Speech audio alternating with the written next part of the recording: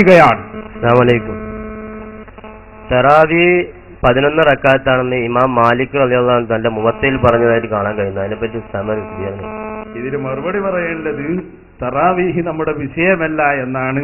സംവാദത്തിനാണെങ്കിൽ അത് വ്യവസ്ഥക്ക് പുറത്താണ് നമ്മൾ പറയും.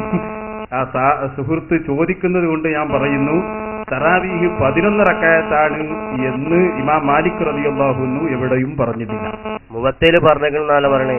ആരാ പറഞ്ഞു?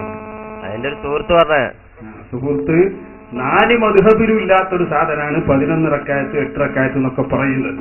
അതങ്ങനെ തന്നെ മനസ്സിലാക്കണം. മാലിക് റളിയല്ലാഹു അൻഹുവോ ഇമാം ഷാഫിഇയോ ഇമാം അഹ്മദ് ഇബ്നു ഹംബലോ ഇമാം അബൂ ഹനീഫ റളിയല്ലാഹു അൻഹുവോ ഒരൊറ്റ കുട്ടിയും തറാവീഹ് 8 ആണ് എന്ന അഭിപ്രായത്തിൽ ഇല്ലേ ഇല്ല. ഞാൻ പറയുന്നത് ഇത് ഇവർ തെറ്റിദ്ധരിപ്പിക്കുന്നതാണ്.